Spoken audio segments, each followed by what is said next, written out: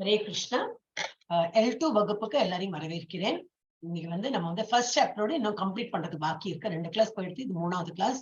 நம்ம இன்னைக்கு முடிக்கலாம். முதல்ல பிரணதி ஆரம்பிக்கலாம். ஓகே, ராஜேஸ்வரி மாதாஜி ஆரம்பிக்கும். ஓம் நமோ பகவதே வாசுதேவாய. ஓம் நமோ பகவதே வாசுதேவாய. ஓம் நமோ பகவதே வாசுதேவாய. ஓம் அஞ்சான திமிராந்தஸ்ய ஜனார்தன ஜலஷக ஷலாகயா சசூர் உன்மீலிதம் ஏன தஸ்மை ஸ்ரீ குரவே நமக. ஸ்ரீ சைத்தன்ய மனோபீஷ்டம் ஸ்ராவிதம் ஏன பூதலே ஸ்வயம் ரூப கதா மக்கியம் ததாதி ஸ்வ பதாந்திகம் வந்தே அகம் ஸ்ரீ குரோவ ஸ்ரீ யுத பதக கமலம் ஸ்ரீ குருன் வைஷ்ணவாம்ச ஸ்ரீ குரும் சாக்கர ஜாதம் சக ஜன கன ரகுநாதான் விதம் தம் ச ஜீவம் தாஸ்வைதம் சாவதூதம் பரிஜனக சகிதம் கிருஷ்ண சைதன்ய தேவம் ஸ்ரீ ராதா கிருஷ்ண பாதான் சக கண ஸ்ரீ லலிதா விஷாகான் விதாம்ச. ஹே கிருஷ்ண கருணா சிந்து தீனபந்து ஜகத்பதே கோபேஷ கோபிகா காந்தா ராதா காந்தாக நமோஸ்துதே தப்த காஞ்சான கௌராங்கி ராதே விருந்தாவனேஸ்வரி விஷபானு சுதே தேவி பிரணமாமி ஹரிப்ரியே. பாஞ்சா கல்பத்ருப்யஷ் சக்ருபா சிந்துப்ய ஏவச பதிதானாம் பாவனேப்யோ வைஷ்ணவேப்யோ நமோ நமக. நமோ பிரம்மண்ய தேவாய கோ பிராமண ஹிதாயச ஜகத் ஹிதாய கிருஷ்ணாய கோவிந்தாய நமோ நமக. நமோ மகா வதான்யாய கிருஷ்ண பிரேம பிரதாயதே கிருஷ்ணாய கிருஷ்ண சைதன்ய நாம்னே கௌர தீஷே நமக. குரவே கௌர சந்திராய ராதிகாய ததாலயே கிருஷ்ணா கிருஷ்ண பக்தாய தத் பக்தாய நமோ நமக. நமக. ஓம் விஷ்ணு பாதாய கிருஷ்ணா பிரேஷ்டாய பூத்தலே ஸ்ரீமதே பக்தி வேதாந்த சுவாமி நிதி நாமினே. நமஸ்தே சரஸ்வதி தேவே கௌர வாணி பிரச்சாரினே निर्विशेष शून्यवादी पाश्चात्य दोषधारिणे. जय श्री कृष्ण चैतन्य प्रभु नित्यानंद श्री अद्वैत कदाधर श्री वादादि वासादि गौर भक्त वृंद. हरे कृष्ण कृष्ण कृष्ण हरे हरे हरे राम राम राम हरे हरे. हरे कृष्ण कृष्ण कृष्ण हरे हरे हरे कृष्ण कृष्ण कृष्ण हरे हरे हरे राम राम राम हरे हरे. हरे कृष्ण कृष्ण कृष्ण हरे हरे हरे राम राम राम हरे हरे. இப்ப நான் லெசன் ஸ்டார்ட் இல்ல நம்ம பர்பட்லியா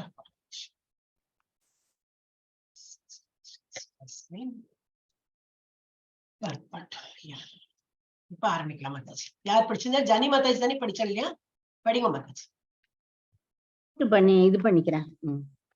தத்ரா பஷ்யஸ்திதான் பார்த்த பித்ருநதம் பிதாமஹான் आचार्यान् मातुलान् भ्रातॄन् पुत्रान् पौत्रान् सखींस्तथा श्वशुरान् सुहृदश्चैव सेनयोरुभयोरपि. படிக்கலாம். அவ்வளவுதான் இருக்கு மாதாஜி. அந்த இது போர்க்களத்தின் இரு தரப்பு சேனைகளின் நடுவே நின்றபடி தந்தைமார்கள், பாட்டனார்கள், ஆச்சாரியர்கள், மாமன்கள், சகோதரர்கள், மகன்கள், பேரன்கள், நண்பர்கள், மாமனார்கள் மற்றும் பல நலன் விரும்பிகளும் கூடியிருப்பதை அர்ஜுனனால் பார்க்க முடிந்தது. பொருளுரை: போர்க்களத்தில் எல்லா விதமான உறவினரையும் அர்ஜுனனால் காண முடிந்தது.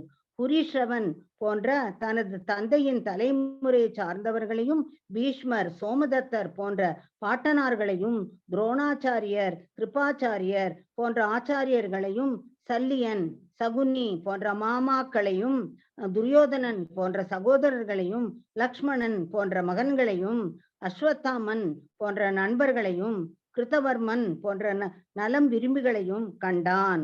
அவனது நண்பர்கள் பலர் அடங்கிய படைகளையும் அவனால் காண முடிந்தது.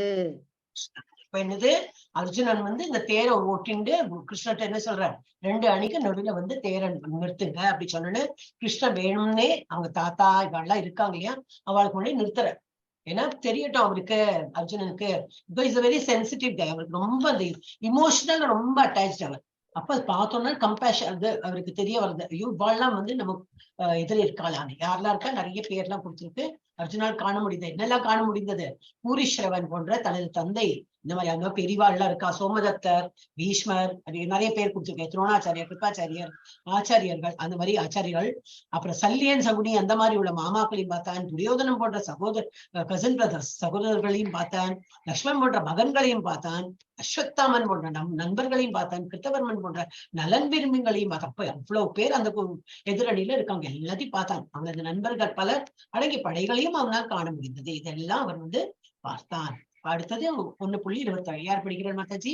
ஹேண்ட் ரைஸ் பண்ண ஈஸி டு இமிடியேட்டா கால் பண்ண முடியும். தெரியலைன்னா நினைக்க வேண்டாம், நீங்க சொல்ல சொல்ல நான் தப்பா இருந்தா நான் கரெக்ட் பண்ணி கொடுப்பேன். You should all raise a hand. Hare Krishna. Vani Sujatha Mataji படிக்கிறா? எஸ், ஐஸ்வர்யா மாதாஜி படி. Hare Krishna Mataji. You want my help? நான் சொன்னபடி நீ சொல்றியா? ஓகே மாதாஜி. तान् समीक्ष्य स कौन्तेय सर्वान् बन्धून् नवस्थितान् कृपया परयाविष्टो विषीदन्निदमब्रवीत्. அர்ஜுனன் பலதரப்பட்ட நண்பர்களையும் உறவினர்களையும் பார்வையிட்ட போது கருணையில் மூழ்கி இவ்வாறு கூறினான். கருணை வந்துடுத்தவருக்கு என்ன, இவாளெல்லாம் நான் கொல்ல போறேனா? இந்த மாதிரி எல்லாம் கொலை பண்ணி நான் ஒரு சாம்ராஜ்யம் ராஜ்யம் பெற்று எனக்கு என்ன பலன்? அந்த மாதிரி எல்லாம் எனக்கு வேண்டாம். இதுவும் படிவா, அது ரொம்ப சின்னது தானே. இன்னும் நெக்ஸ்ட் படி.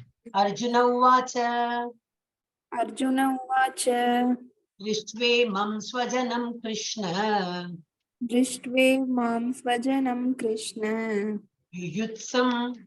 युयुत्सं समुपस्थितं सीदन्ति मम गात्राणि मुखं च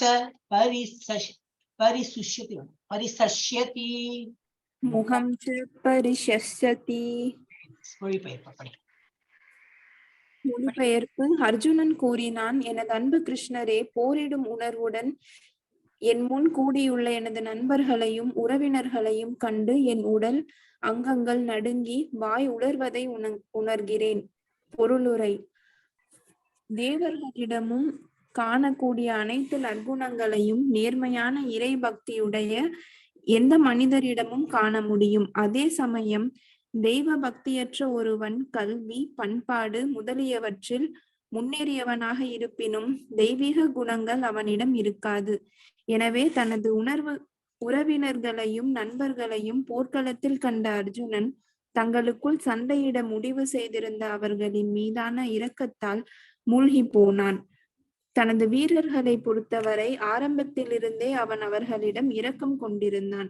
ஆயினும் தற்போது எதிர்த்தரப்பு வீரர்களும் கூட அவர்களது நிச்சயமான மரணத்தை எண்ணி மிகவும் இரக்கப்படுகிறான்.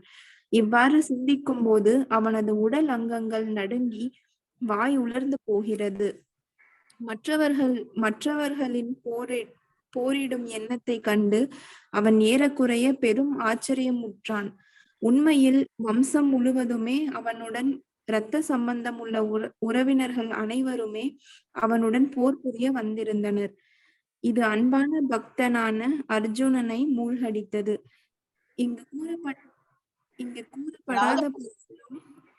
இங்கு கூறப்படாத போதிலும் அவனது உடல் அங்கங்கள் நடுங்கி வாய் உலர்ந்ததோடு மட்டுமின்றி இரக்கத்தால் அளவும் செய்தான் என்பதை நாம் மனக்கண்ணில் எளிமையாக காண முடியும். அர்ஜுனனிடம் காணப்பட்ட இது போன்ற அறிகுறிகள் பலவீனத்தால் அல்ல, இறைவனின் தூய பக்தனுக்கே உரிய மென்மையான இதயத்தினாலேயே. எனவே ஸ்ரீமத் பாகவதத்தில் பின்வருமாறு கூறப்பட்டுள்ளது. படிக்கட்டுமா? அவனுக்கு முடியலனாக்கா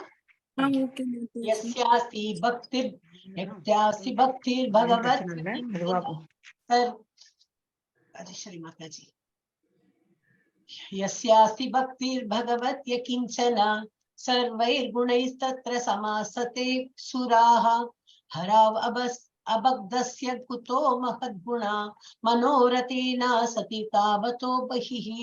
படி பகவான். பகவானிடம் சலனமற்ற பக்தியில் ஈடுபட்டுள்ளவனிடம் தேவர்களிடம் உள்ள எல்லா நற்குணங்களும் பொருந்தி இருக்கும். ஆனால் பகவானின் பக்தனாக இல்லாதவனிடமோ மதிப்பற்ற பௌதீக குணங்களே இருக்கும். ஏனெனில் அவன் எப்போதும் மனத்தேரில் பயணம் செய்பவனும் கவர்ச்சி மிக்க பௌதீக சக்தியால் நிச்சயம் கவரப்படக்கூடியவனும் ஆவான். ஹரே கிருஷ்ணா மாதாஜி. ஃபர்தர் படிக்க முடியும்னா படி. படிக்கிறேன் மாதாஜி. எக்ஸ்பிளைன் பண்ணிடுறேன் என்னது அப்படின்னு. ஹரே கிருஷ்ணா. என்ன பேசுறமா கேட்கவே இல்ல மாதாஜி. கேக்குதுங்களா? இப்ப கேட்கற நான் பேசினே மாதிரி நீ சொன்ன இல்லையா, அப்ப புரியல எனக்கு. என்ன சொல்லு? ஓகே மாதாஜி. சரிங்க மாதாஜி. ஹரே கிருஷ்ணா. அப்போ இந்த மாதிரி தெய்வர்கள் தெய்வீகமானது நம்ம மாதிரி மனுஷா உள்வாழ்ட்டு இருக்கும். எந்த மனிதனிடமும் காண முடியும். என்ன தெய்வீக குணம்? இந்த மாதிரி கருணை உள்ளம். எதிரணியில இருக்கிறவங்க எல்லாம் நான் கொலை பண்ணிடுவேனே அந்த ஒரு இது அவருக்கு வந்து ரொம்ப ஃபீல் வருது. அப்போ இந்த கல்வி பண்பாடு, இப்ப நம்ம பௌதிக உலகத்துல PhD படிச்சிருக்கேன், அதை படிச்சிருக்கேன், இது படிச்சிருக்கேன்னு சொன்னா போல வாழ் வந்து நல்ல குணத்துல இருக்கான்னு அர்த்தம் இல்லை. தெய்வீக குணம்ங்கிறது கம்பேஷன். அது வந்து நம்ம இந்த மாதிரி பௌதிக உலகத்துல வந்து நிறைய படிச்சிருக்கோம், அதுல இருந்து வராது. இது தனக்கே உரிய அந்த இது வரணும் நமக்கு. சோ அது வந்து அர்ஜுனனுக்கு இருந்தது. அவன் வந்து வீரர்களை பொறுத்தவரை ஆரம்பத்திலேயே அவன் அவர்களிடம் இறுக்கம் கொண்டிருந்தான். யாரெல்லாம் என் முன்னாடி இருக்காங்கன்னா அவர் பெரிய வில்லாளி. யாரு? அர்ஜுனன். அவர் ஒரு அம்பு விட்டா போல எல்லாரும் இறந்து போயிடுவா. அந்த கான்பிடன்ஸ் அவருக்கு தெரியும். அவருக்கு ரொம்ப வருத்தமா இருக்கு. இந்த மாதிரி மரணத்தை எண்ணி மிகவும் இறக்கப்படுகிறார். எல்லாம் மரணத்தை தழுவ போறாங்களே, இவெல்லாம் இறந்து போயிடுவாங்களேன்னு சொல்லிட்டு அவர் எண்ணறார். இவ்வாறு சிந்திக்கும் போது அவனோட உடல் எப்படி இருக்கான்? உடல் அங்கங்கள் நடுங்கி வாய் உலர்றது அதெல்லாம் கொடுத்துருக்கு. ஆனா எது கொடுக்கப்படவில்லை, அது வந்து நம்ம திங்க் பண்ணலான்னு பிரபுபாதா எழுதியிருக்காரு. இதெல்லாம் வந்து கொடுத்திருக்கு. அவனுடன் ரத்த சம்பந்தம் உள்ள உறவினர்கள் அனைவருமே அவனுடன் போர் புரிய வந்திருக்கின்றனர். இது அன்பான பக்தனான அர்ஜுனுக்கு மூழ்கடித்து இதெல்லாம் ஐயோ நான் என்ன பண்ண போறேன், இவாள்லாம் இறந்துடுவாளே, நான் வந்து ஒரு தான் எல்லாரும் போயிடுவாள்னு நினைச்சு வருத்தப்படுற. உடல் அங்கங்கள் எல்லாம் நடுங்கிறது, வாய் உடல் மட்டுமின்றி இரக்கத்தால் அழவும் செய்தான் அப்படின்னு சொல்லிட்டு இதை நம்ம மனக்கானால திங்க் பண்ணி பார்த்துக்கலாம். வந்து அவ்வளவு இமோஷனல் வந்து ஸ்டார்டட் கிரைங் என்பதை நாம் மனக்கண்ணில் எளிமையாக காண முடியும். அர்ஜுனோட காணப்பட்ட இது போன்ற அறிகுறிகள் பலவீனம்னாக்கா இஸ் நாட் வீக் மைண்டட் கிடையாது. அவருக்கு இறைவனுடைய தூய பக்தனுக்கு தான் இந்த மாதிரி ஒரு ஃபீலிங் எல்லாம் வரும். ஒரு அரக்க குணம் உள்ளவளுக்கு என்ன எல்லாரையும் கொலை பண்ணி போயிட்டே இருப்பா. அவர் அந்த மாதிரி இல்லை. அவருக்கு வந்து இறைவனுடைய அவர் வந்து தூய பக்தர் அர்ஜுனன். அதனால வந்தது. சோ இது வந்து பகவானிடம் சலனமற்ற பக்தியில் ஈடுபட்டு உள்ளவருக்கு இந்த மாதிரி இது நற்குணங்கள் பொதிந்திருக்கும். எல்லாருக்குமே இந்த மாதிரி இருக்கும். சோ ஆனால் பகவானின் பக்தனானுக்கு இல்லாதவனிடமோ மதிப்பற்ற பௌதிக குணங்களே இருக்கும். எனக்கு என்ன, அவன் வந்து நிக்கிறா, என் முன்னாடி நிக்கிறா, ஐ ஹேவ் டு அவளுக்கு கிளியர் ஆஃப் பண்ணி நான் பாடி போயிட்டே இருப்பேன் அப்படின்பா. ஏன்னா எனக்கு வந்து ராஜ்யம் வேணும். ஆனா இவன் அந்த மாதிரி இல்லை. Is a pure devotee. இப்போ அவர் பியூர் டிவோட்டியா இருக்கிறதுக்கு என்னெல்லாம் ரீசன்ஸ் கொடுத்திருக்குன்னு பார்க்கணும். ஏனெனில் அவன் எப்போதும் மனத்தேரில் பயணம் செய்பவன், கவர்ச்சி மிக்க பௌதிக சக்தியால் நிச்சயம் கவரப்படக்கூடியவன் ஆவான். யாரு? ஆனால் பகவான் பக்தனாக இல்லாதிருக்கிறவன் பௌதிக குணங்கள்ல இருப்பான். ஏன்னா அவன் வந்து எப்பவுமே மனத்தேரில் லௌகீக உலகத்துலதான் அவன் சஞ்சரிச்சுட்டு இருப்பான். ஆனா அவன் வந்து இந்த மாதிரி இதுல வந்து கவரப்பட மாட்டான். இப்ப படிக்கிறேன், வேற யார்ட்டையோ somebody else can read. அவருக்கு படிக்க முடியும்னா நீ படி. படிக்கிறேங்க மாதாஜி. நான் உன்னை நீவா போச்சன பரவாயில்ல இல்லையா? பரவாயில்ல Mataji. You must be young இல்லையா? ரொம்ப யங் நினைக்கிறேன். ஏன்னா அப்ப எனக்கு அது வந்துடுது, நீவா போன்னு வந்துடுது. யூ டோன்ட் மைண்ட் இல்லையா? மாதாஜி வீட்டுல பெரியவங்க மாதிரிதான் நீங்களும், எப்படி வேணா கூப்பிடுங்க மாதாஜி. படிமா படி. பொறுமை இழந்த அர்ஜுனனால். ஹரே கிருஷ்ணா. பொறுமை இழந்த அர்ஜுனனால் போர்க்களத்தில் நிற்க முடியவில்லை. மனம் பலவீனமுற்றதால் தன்னையே மறக்கலானான். ஜட பொருள்களின் மீதான அளவு கடந்த பற்றுதல் ஒருவனை குழம்பிய நிலைக்கு இட்டு செல்லும். பயம்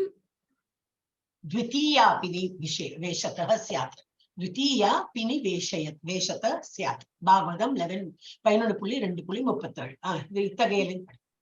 இத்தகைய பயமும் மனநிலையின் இழப்பும் பௌதிக நிலைகளில் மிகவும் பாதிக்கப்பட்டவர்களிடம் உண்டாகின்றது. போர்க்களத்தில் அர்ஜுனன் துக்ககரமான விளைவுகளை மட்டுமே கண்டான். எதிரிகளை தோற்கடித்து வெற்றி பெறுவதிலும் அவன் மகிழ்ச்சி அடைய மாட்டான். நிமித்தானி விபரீதானி அணி என்னும் சொற்கள் மிக முக்கியமானவை. எதிர்பார்ப்புகளில் ஏமாற்றத்தையே காணும் மனிதன் நான் ஏன் இங்கு இருக்கிறேன் என்று எண்ணுகிறான். ஒவ்வொருவரும் தன்னிலும் தன் சுயநலத்திலும் ஆர்வமுடையவர்களாக உள்ளனர். யாருமே பரமனின் மீது ஆர்வம் காட்டுவது இல்லை. கிருஷ்ணரின் ஏற்பாட்டினால் அர்ஜுனன் தனது உண்மையான சுயநலனை அறியாத போது தோற்றமளிக்கிறார். ஒருவரது உண்மையான சுயநலன் விஷ்ணுவிடம் கிருஷ்ணரிடம் உள்ளது. கட்டுண்ட ஆன்மா இதனை மறுத்திருப்பதால் உலக துன்பங்களால் அவதியுறுகிறான். இப்போரில் பெறப்படும் வெற்றி தனக்கு துக்கத்தையே கொடுக்கும் என்று எண்ணுகிறான் அர்ஜுனன். இப்ப இது வந்து பௌதிக உலகத்துல இருக்கிறவாளுக்கு, மெட்டீரியல் வேர்ல்ட்ல இருக்கிறவாளுக்கும் இந்த மாதிரி ஆன்மீகத்துல நல்ல முன்னேற்றம் இருக்கிறவாளுக்கும் எப்படி டிஃபரன்ஸ் இருக்குன்னு சொல்லி காட்டியிருக்கான். இதுல என்னது, பொறுமை இழந்த அர்ஜுனால் போர்க்களத்தில் நிற்க முடியவில்லை, மனம் பலவீனமாகிறது, தன்னையே மறக்கலாம், ஜடப்பொருள்கள் மீதான அளவு கடந்த பற்றுதல் ஒருவனை குழுமிய நிலைக்கு இட்டு செல்லும். அப்போ இது ஹரே கிருஷ்ணா மாதாஜி. 29-30 படிக்கலையா மாதாஜி ஸ்லோகம்? வரப்போறது இப்ப 20 பரப்பட்டே முடியல மாதாஜி. ஓ சரி, அது இந்த இப்ப நான் புக்கு பகவத்கீதை இவங்களோட வாங்கியிருக்கேன், அது ஸ்லோகம் வந்துருச்சாங்க, அதனாலதான் நான் எந்த படிக்கிறோம் இல்லையா, நம்ம இப்ப டீடைல் ஸ்டடி பண்ணும்போது எல்லாத்தையும் படிச்சோம். சரி மாதாஜி. சோ இந்த மாதிரி வந்து பௌதிக உலகத்துல இருக்கிறவாளுக்கெல்லாம் இந்த மாதிரி எல்லாம் எண்ணம் வரும். ஏன்னா அவனும் அப்படிதான் நினைக்கிறான், ஐயோ இறந்து போயிடுவாளே, இரக்கம் இந்த மாதிரி எல்லாம் இருக்கும்போது என்னன்னா நம்ம வந்து அட்டாச்மெண்ட் இருக்கக்கூடாதுன்னு. சோ நம்ம வந்து அளவு கடந்த பற்றுதல், தாத்தா என்னுடைய தாத்தா, என்னுடைய குரு அப்படின்னு ரொம்ப அளவு கடந்த அவருக்கு பற்றுதல் இருக்கு. ஒரு அந்த மாதிரி இருக்கிறவனுக்கு டெஃபினட்டா இந்த மாதிரி குழப்பம் அடைய நிலையிற்கு எடுத்து செல்லும். இது பாகவதத்தையும் கொடுத்திருக்கு. இந்த மாதிரி பயம் இதெல்லாம் மிகவும் பாதிக்கப்பட உண்டாகிறது. போர்க்களத்தில் அர்ஜுனன் துக்ககரமான விளைவுகளை மட்டுமே காண்கிறான். ஹரே கிருஷ்ணா. எல்லாம் மியூட் பண்ணிட்டோம்மா, பேசிட்டு மியூட் பண்ணிட்டு. அப்போ என்ன இந்த மாதிரி இதைதான் பாக்குறான், வந்து எல்லாரும் இறந்து போயிடுவாங்களே, இந்த மாதிரி இழப்பு ஒண்ணுதான் பாக்குறான். துக்ககரமான விளைவுகளை தான் அவனுக்கு அது மாத்திரம் தான் கண்ணுக்கு தெரியறது. அப்புறம் அவன் மகிழ்ச்சி வெற்றி பெற்றாலும் அவனுக்கு வந்து மகிழ்ச்சி கிடையாது அப்படி எண்ணுறான். நான் வந்து இவாளெல்லாம் கொலை பண்ணி எனக்கு ராஜ்யம் கிடைச்சிடும், ஆனா அதுல எனக்கு மகிழ்ச்சி கிடையாது அப்படி எண்ணுறான். நிமித்தானே விபரீதானே, அது வந்து ரொம்ப இம்பார்ட்டன்ட் சொற்கள். ஏன்னாக்கா எதிர்பார்ப்புகளில் ஏமாற்றத்தையே காணும் மனிதன். நான் ஏன் இங்க இருக்கிறேன், எல்லாம் விரக்தி வந்துடுது அவனுக்கு. நான் வந்து இந்த மாதிரி ராஜ்யம் கிடைச்சிட்டு நான் ஏன் அப்புறம் இந்த ராஜ்யத்தை வச்சு நான் ஆண்டு என்ன யூஸ் தான், அது ஆளறதுக்கு எனக்கு கொடுத்துட்டு அது என்ன யூஸ் கிடையாது. ஏன்னா யாரும் எனக்கு என்னோட மனுஷால கொண்டு எனக்கு இந்த மாதிரி ராஜ்யம் வேணும்னு எனக்கு அவசியமே இல்லை. ஒவ்வொருவரும் தன்னில் தன் சுயநலத்தின் ஆர்வமுடையவர்களாக உள்ளனர். எல்லாருமே எனக்கு என்ன சந்தோஷம் அப்படின்னு தான் பாக்குறானே தவிர எனக்கு நிமித்தம் கொடுத்திருக்காங்க பண்ணிதான் தீரணும் அந்த மாதிரி எண்ணத்துல பாக்குறது இல்ல. அப்புறம் என்ன கொடுத்திருக்காரு, யாருமே பரமனின் மீது ஆர்வம், யாரும் பகவான் சொல்றாரே, பகவான் சொல்றதை கேட்கணும்னு சொல்லிட்டு அந்த மாதிரி எண்ணம் யாருக்குமே இருக்கிறது இல்லை. பகவான் மறந்த நிலையில இருக்கும். ஏன்னா நமக்கு கட்டுண்ட ஆத்மா, அதனாலதான் இது போட்டிருக்கு. அர்ஜுனன் தனது உண்மையான சுயநலை அறியாது இருப்பது போல தோற்றம் அளிக்கிறான். அவனுக்கு வந்து சுயநலம் இல்லை, எனக்கு ராஜ்யம் வேண்டாம் சொல்றான். ஆனா எனக்கு ராஜ்யம் கிடைச்சா இவாள்லாம் இருக்க மாட்டாளே, அந்த ஒரு சுயநலம் இருக்கு அவனுக்கு. அது வந்து சூப்பர்ஃபிஷியலி பார்த்தா அவன் வந்து சுயநலம் இல்லைன்னு தான் தெரியறது நமக்கு. ஆனா எனக்கு ராஜ்யம் கிடைச்சாலும் இவாள்லாம் இருக்க மாட்டாளே, அப்ப எனக்கு வந்து நோ யூஸ் அந்த மாதிரி நினைக்கிறார். ஒரு உண்மையான சுயநலம் விஷ்ணுவிடம் பக்தி காட்டுறதுதான், கிருஷ்ணரிடம் உள்ளது. அந்த பகவானுக்கு வேண்டி பண்றதுதான் உண்மையான பக்தி. அதுதான் சுயநலம். மீன்ஸ் பகவான் பற்று வைக்கிறதா ஒரு சுயநலம். அந்த சுயநலம் தான் ஓகே. கட்டுண்ட ஆத்மா இதனை மறந்திருப்பதால் உலக துன்பங்களால் அவதியுறுகிறான். நான் அவனை கொலை பண்ணிடுவேனே, பகவான் சொல்ற பண்ணுன்னு, அப்போ அவன் வந்து தடஸ்தம், அவனுக்கு ரொம்ப இதா கஷ்டமா இருக்கு அதெல்லாம் பண்ணு. இப்போ பெறப்படும் வெற்றி தனக்கு துக்கத்தையே கொடுக்கும் என்று எண்ணுகிறான் அர்ஜுனன். ஏன், அவன் வந்து கட்டுண்ட ஆத்மா. புரியுது இல்லையா? ஹரே கிருஷ்ணா. 1.29 யார் படிக்க போறாள் மாதாஜி? நெக்ஸ்ட் யார் படிச்சாலும் அவ படிக்க வேண்டாம். அடுத்தது யார்? வாணி சுஜாதா மாதாஜி படிக்கல இல்லையா இன்னும்? உமா மாதாஜி, ராஜேஸ்வரி மாதாஜி. ஹரே கிருஷ்ணா மாதாஜி. மாதாஜி நீங்க ஸ்லோகா படிங்களேன், நான் திருப்பி படிச்சுட்டாளா? எப்படி ஹேண்ட் ரைஸ் பண்ண தெரியும் இல்லையா மாதாஜி? அது படிக்கணுமா? தெரியுமா உங்களுக்கு? என்ன மாதாஜி? ஹேண்ட் ரைஸ் பண்ண படிச்சேடா கேட்டேன். Okay okay Mataji. அப்ப எனக்கு ஈஸியா நான் உங்க பேரு கூப்பிடலாம் இல்லையா? அப்ப நெக்ஸ்ட் நீங்க படிக்க போறேன்னா ஹேண்ட் ரைஸ் பண்ணி நான் எல்வன்ல இப்ப தான் சொல்லி கொடுத்திருந்தேன். ஹேண்ட் ரைஸ் எப்படி பண்ணணும், அன்மியூட் எப்படி பண்ணணும். நிறைய வயசானவெல்லாம் இருக்கா, தெரிய மாட்டேங்குது. அதெல்லாம் ட்ரைனிங். ஓகே, இப்ப நான் சொல்றேன், நீங்க ரிப்பீட் பண்ணுங்க. ஓகே மாதாஜி.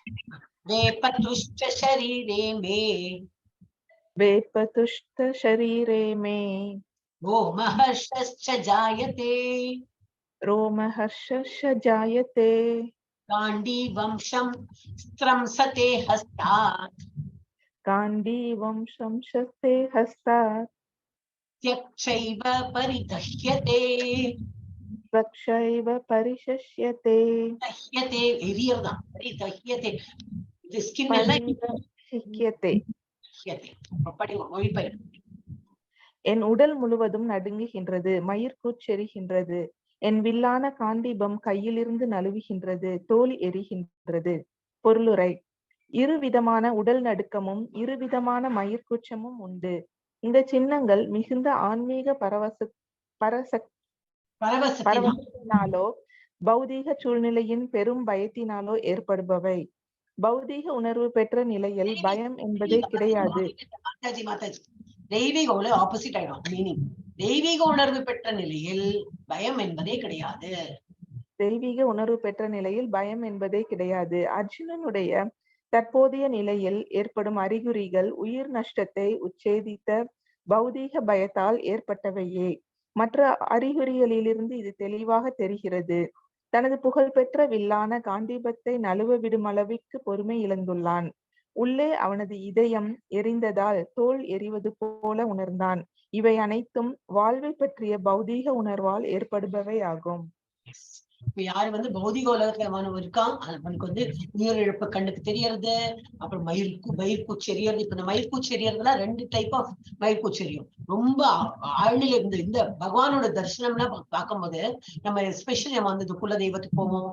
எங்க கோயில் போகாதிக்கு அந்த ஒரு கோயில் போயிட்டோம்னா இந்த ஆர்த்தியெல்லாம் பார்க்கும்போது ஒரு மாதிரி பூச்சரிக்கும், நமக்கு மயிர்கூச்சரிக்கும். ரொம்ப ஆன்மீகத்தை இருந்தாலும் மயிர்கூச்சரிக்கும். பௌதிக உலகத்திலேயே நம்ம இந்த மாதிரி சூழ்நிலையும் உண்டாகும். அது எப்போ உண்டாகும்? பௌதிக உலகத்துல பயம், ரொம்ப பயம் வந்தாலும் மயிர்கூச்சி எரியுமா, என்ன ஆகும்? அந்த ஆங்ஸைட்டி அந்த மாதிரி. சோ ஆனால் தெய்வ உணர்வு பெற்ற நிலையில் பயம் என்பது, ஆனா பயம் எப்போ ஒரு பௌதிக உலகத்துல இருக்கும்போது தான் பயம் நல்லா இருக்கும். தெய்வீக ஒரு நிலையில நம்ம இருந்த உணர்வு இருக்கும் போது பயமே இருக்காது. ஏன்னா பகவான் பார்த்துப்பார், பகவான் எல்லாம் செய்வார். அந்த ஒரு எண்ணம் வரும்போது நமக்கு ஒரு பயம் இருக்காது. அர்ஜுனனுடைய தற்போதைய நிலை எப்படி இருக்காம்? பயந்து மயிர்கூச்சி எரியறதாம், கையில காண்டீபம் இருக்கு, அது நழுவி விழறதாம். இதெல்லாம் என்ன அறிகுறி?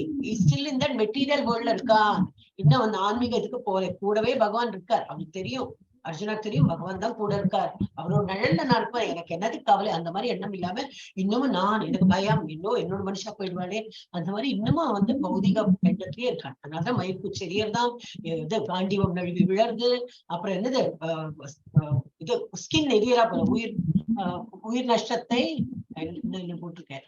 உயிர் நஷ்டத்தை உத்தேசித்து பௌதிக பயத்தால் ஏற்றவை. இதெல்லாம் என்னதுக்கு? உயிர் நஷ்டம் ஆயிடுமே சொல்ற பயம், இவ்வளவு போயிட்டா என்ன பண்றது அப்படின்னு பயத்தினாலே ஏற்படுவவைதான். மற்ற அறிவுகளிலிருந்து இது தெளிவாக தெரிவித்து தனது புகழ்பெற்ற வில்லான காண்டீபம் நழுவ விடும் அளவிற்கு பொறுமை இழந்துள்ளான். உள்ளே அவனது இதயம் எரியறது, ஒரு மாதிரி டென்ஷன்ல இதயம் எரிந்ததால் தோல் எரிவது போல உணர்கிறான். இவை அனைத்தும் என்ன அறிகுறி காட்டுறது? வாழ்வை பற்றிய பௌதிக உணர்வால் ஏற்படுபவை ஆகும். அவன் ஆன்மீகத்தை இன்னும் போல, இன்னும் பௌதிக வாழ்விலேயே அவன் சிக்கின் இருக்கான்னு இதெல்லாம் இதுல இருந்து தெரியாது. 1.30 படிக்கிறடா, இதுவும் படிச்சு விடுறாடா? சரி, குட்டியாதான் படிக்கிறேன் மாதாஜி, படிக்கிறேன். இது சொல்லட்டுமா ஸ்லோகம்? 30 மாதாஜி, 30 தான். நச்சக்தம் யவஸ்தாதும் அசக்தம் யவஸ்தாதும் பிரமதீவ ச மே மனஹ பிரமதீவ ச மே மனஹ நிமித்தானி ச பஷ்யாமி. நிமித்தானி ச பஷ்யாமி. சொல்லணும்னா கிடையாது. நிமித்தானி ச பஷ்யாமி. நிமித்தாமி ச பஷ்யாமி. விபரீதானி கேசவ. விபரீதானி கேசவ. வருதுன்னா அண்ட் அர்த்தம். மற்றும் அப்படின்னு மொழிபெயர். இனியும் என்னால் இங்கு நிற்க முடியாது. என் மனம் புலம்பி என்னையே மறக்கின்றேன். கேசி என்ற அரக்கனை அழித்தவரே, கிருஷ்ணரே, கெட்ட சகுனங்களையே நான் காண்கிறேன். பொருளுரை. இங்கு நிற்க முடியாது, முடியறதில்லை, ரொம்ப குழம்பி போயிருக்கேன். நீ கேசிங்கிற அரக்கனை அழித்தவர். கேசி அந்த இது பேர் வந்துட்டு இங்க என்ன வந்துட்டு பேரு நிமிஷம் கேசவா. பகவான் பேரு கேசவான்னு இருக்கு. அப்படின்னா என்னது? கேசி என்கிற அரக்கனை அழித்தவரே, கிருஷ்ணரே, கெட்ட சகுனங்களை நான் காண்கிறேன், என்னால் நிற்க முடியலை, எல்லாம் அபசகுணமா எல்லாம் காண்றது. அப்படி பொருளுரை. பொறுமையிழந்த அர்ஜுனனால் போர்க்களத்தில் நிற்க முடியவில்லை. மனம் பலவீனமுற்றதால் தன்னையே மறக்கலானான். ஜட பொருட்களின் மீதான அளவு கடந்த பற்றுதல் ஒருவனை குழம்பிய நிலைக்கு இட்டுச் செல்லும். பயம் விதியாபி நிவேஷத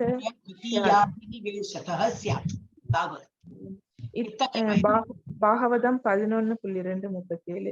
இத்தகைய பயமும் மனநிலையின் இழப்பும் பௌதீக நிலைகளால் மிகவும் பாதிக்கப்பட்டவர்களிடம் உண்டாகிறது. போர்க்களத்தில் அர்ஜுனன் துக்ககரமான விளைவுகளை மட்டுமே கண்டான். எதிரிகளை தோற்கடித்து வெற்றி பெறுவதிலும் அவன் மகிழ்ச்சி அடைய மாட்டான். நிமித்தானி விபரீதானி என்னும் சொற்கள் மிக முக்கியமானவை. எதிர்பார்ப்புகளில் ஏமாற்றத்தையே காணும் மனிதன் நான் ஏன் இங்கு இருக்கின்றேன் என்று எண்ணுகிறான். ஒவ்வொருவரும் தன்னிலும் தன் சுயநலத்திலும் ஆர்வமுடையவர்களாக உள்ளனர். யாருமே பரமனின் மீது ஆர்வம் காட்டுவது இல்லை. ஒரு நிமிஷம் மாதாஜி, ரிப்பீட் ஆகுது 30. இல்லையா, இது ரிப்பீட் ஆகுது. Why it has been repeated? Mataji பொதுவா அந்த புக்ல இப்படிதான் மாதாஜி இருக்கு. அதனாலதான் அப்பயே நான் கேட்டேன். புக்ல இப்படிதான் மாதாஜி இருக்கு. ஒரு நிமிஷம், இது படிச்சுட்டு இது ஏன் அப்படி இப்படி ரிப்பீட் பண்ணி கொடுத்துருக்கோம்? அப்ப புக்கே தப்பா இருக்கா? எனக்கு புரியல. இல்ல, புக்ல முன்ன இருக்குல்ல மாதாஜி, உங்களோட ஸ்கிரிப்ட்ல வரும்போது எங்க புக்ல இருக்குல்ல மாதாஜி. என்கிட்ட இருக்க புக்லயும் அப்படிதான் மாதாஜி இருக்கு. பிரிண்ட் அதே பிரிண்ட் தான். ஏன்னா இப்ப படிச்சோம், அதே தானே திரும்பி திரும்பி வருது. விபரீதானி நிமித்தானி. அதுதான் இது முடியற மட்டும் தான் மாதாஜி. 30வது ஸ்லோகம் முடியற மட்டும், அப்புறம் சரியாயிடும். அப்படியா? அப்ப அதனால உங்களை நான் கேள்வி கேட்டேன் மாதாஜி. நம்ம இது படிக்காமயே மீனிங் படிக்கிறோமே, அப்பவே கேட்டேன் பாருங்க. அதனாலதான் ஸ்லோகமே படிச்சோம். ஏன்னா அது மீனிங் போடல. we can't do anything. அப்போ இது அதேதான். திரும்பி 31 அதேதான் வந்திருக்கு இல்லையா மாதாஜி? ஒரு சுயநலம் உள்ளது என்பதை அறியாத கட்டுண்ட ஜீவன்கள் மகிழ்ச்சியை பார்த்து உடலோடு அதுதான் வருது. திரும்பி விரக்தி தனியாக வாழ்வதற்கு தன்னை தகுதி இல்ல இது வரலையே. தந்தை வழி வரும் அரசு இல்ல இது டிஃபரெண்டா இருக்கு. 31 சரியா இருக்குன்னு நினைக்கிறேன். ஆமா ஆமா, 30 தான் ரிப்பீட் ஆயிருக்கு. 31 படிங்க மாதாஜி. மாதாஜி நீங்க படிச்சுங்கோ. அப்புறம் நச்ச ஸ்ரேயோ அனுபஷ்யாமி ஹத்வா ஸ்வஜனம் ஆகவே ந காங்க்ஷே விஜயம் கிருஷ்ண விஜயம்